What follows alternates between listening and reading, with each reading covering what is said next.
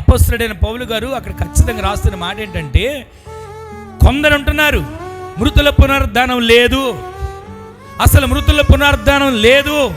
ఆ మాట అంటున్న వారితో చెప్తున్నారు అపొస్తలుడు పౌలు గారు, ఆ సంఘానికి రాస్తూ చెప్తున్నారు, మృతుల పునరుద్ధానం అనేది లేకపోతే మేము భక్తి చేయడం వ్యర్థమయ్యా, మృతుల పునరుద్ధానమే లేకపోతే మేము ప్రార్థన చేయడం కూడా వ్యర్థమయ్యా, మృతుల పునరుద్ధానమే లేకపోతే మేము ఎదురు చూడడం కూడా వ్యర్థమే, వాక్యాన్ని ప్రకటించడం కూడా వ్యర్థమే, విశ్వాసంతో ఎదురు చూసి విశ్వాసంతో వేచి ఉంటుంది, విశ్వాసంతో కనుగొనడం కూడా వ్యర్థమే.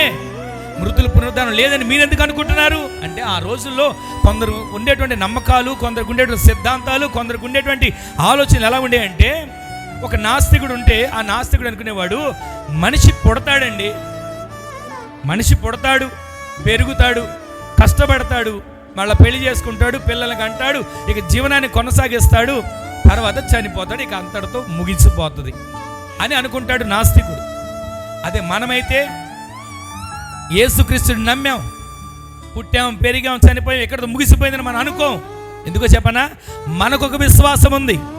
ఇక్కడ ఒకవేళ పుట్టినవాడు గిట్టక తప్పదు అని మనకు తెలిసినా, పుట్టినవాడు గిట్టినా, వాడు మట్టిలో పాతి పెట్టబడినా, విశ్వాసం ఏంటి చెప్పనా క్రైస్తవులకు, విశ్వాసం ఏంటి చెప్పనా విశ్వాసులకు, విశ్వాసం ఏంటి చెప్పనా దేవుని బిడ్డలకు, ఒక దినాన నేను మరణ పునరుద్ధానంలో లేపబడతాను.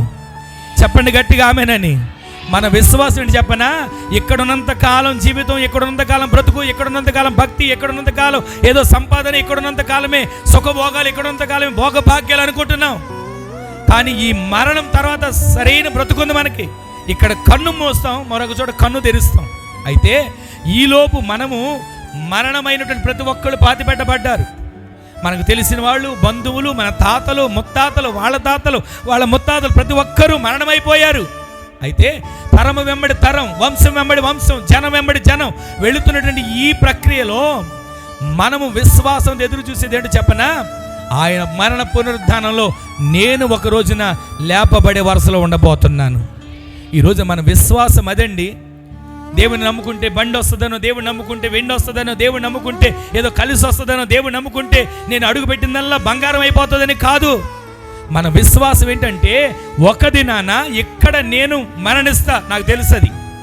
అయితే మరణించిన తర్వాత నేను మృతుల పునరుద్ధానంలో లేపబడే వరుసలో ఉండాలి.